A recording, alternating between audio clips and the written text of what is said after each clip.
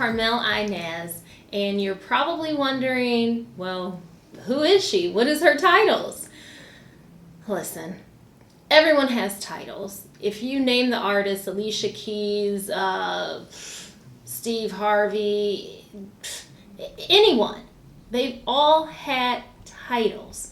And speaking of Steve Harvey, some of his titles was a auto worker, a boxer, an insurance salesman, a carpet cleaner, and a mail carrier, just to name a few. But I think he's actually had about, I don't know, that's a lot. So just think of me as an artist that is heavily concentrated in acting. Now, what can I do for you? I am here to hopefully help you guys start clicking in your acting and in your career and in the craft as far as it goes to scene study work. I'm hoping to, like some of the questions I had, like, well, how do you play a drunk person? Well, that's easy. Have you ever known anyone drunk to actually pretend to be drunk or play drunk? No, they play sober, but they're just inebriated. So there you go. One tip that I can already help you with. Also, acting is not about memorizing lines, okay? Words do what you do. It's like 10% of what your job as an actor to do, but it's a very big 10%. And I hate to break it to you, but acting is the only career that I can think of to where you're supposed to do the opposite. The opposite?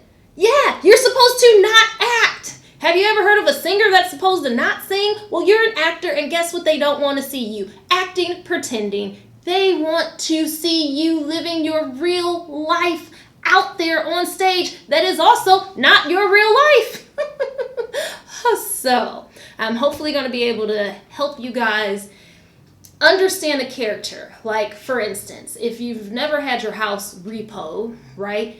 And you playing this character, it's like, gosh, how do I play this character that I don't even own a house? I don't even want to own a house. How do I connect with someone who's losing their house? Simple.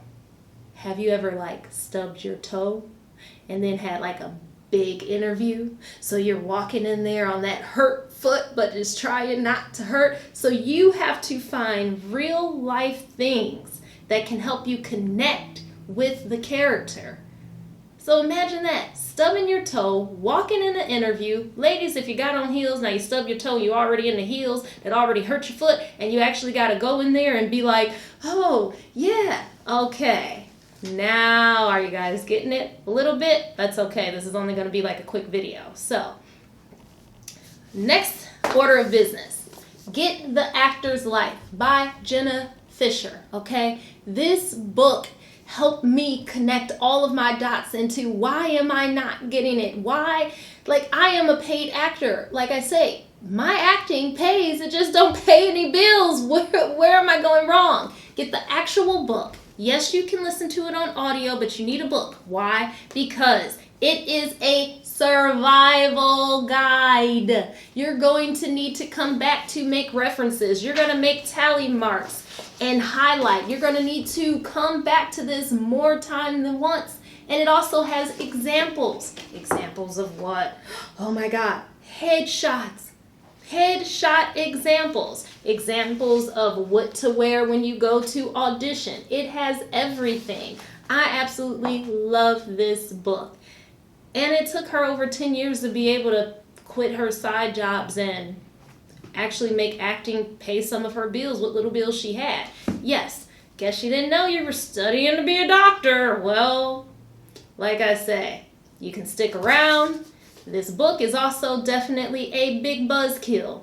Yes, it will shatter some dreams, but I'm pretty tough, so I definitely continued after reading this. But for those who need a pick-me-up after reading this book, get The Monk Who Sold His Ferrari. Yes, The Monk Who Sold His Ferrari is a great motivational pick-me-up. I love one of his lessons is to plan a worry session. I am a worrier, most of you out there, how did I do on the audition? Blah, blah, blah.